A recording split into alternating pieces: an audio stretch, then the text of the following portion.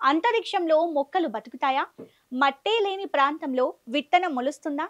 Zero గ్రావిటీలో వ్యవసాయం సాధ్యమేనా అని ఇన్నాళ్ళు మనకు ఏదో ఒక మూలన డౌట్ ఉండేది. కానీ ఈ అసాధ్యాన్ని సుసాధ్యం చేసేందుకు నాసా ఇప్పటికే ఎన్నో ప్రయోగాలు చేసింది. డ్రాగన్ దేశమైన చైనా కూడా స్పేస్లో మొక్కల పెంపకంపై తన వంతు ప్రయత్నాలు చేస్తోంది. రీసెంట్గా మన భారత వ్యోమగాములు అంతరిక్షంలోకి విత్తనాలను తీసుకెళ్లారు. ఆ విత్తనాలు తిరిగి భూమి మీదకు తీసుకొచ్చాక మొలకెత్తాయి. వీటిని ఇంకొన్నాళ్ళు పరీక్షించి పొలంలో నాటబోతున్నారు. ఇక ఇదిలా ఉంటే ఇస్రో కూడా రీసెంట్గా అలసంద విత్తనాలను అంతరిక్షంలో మొలకెత్తించి అందరినీ ఆశ్చర్యపరిచింది. వీటి ద్వారా స్పేస్లో ఫార్మింగ్ సాధ్యమేనని ఓ మూలన చిన్న ఆశ ఏర్పడింది.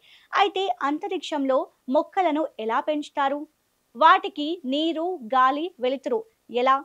నాసా, ఇస్రో అవలంబిస్తున్న అత్యాధునిక పద్ధతులేంటి? వాటి ఖర్చెంత? కలిసి వస్తే కలిగే ప్రయోజనాలెంత? ఈ స్పెషల్ ఫోకస్లో చూసేద్దాం.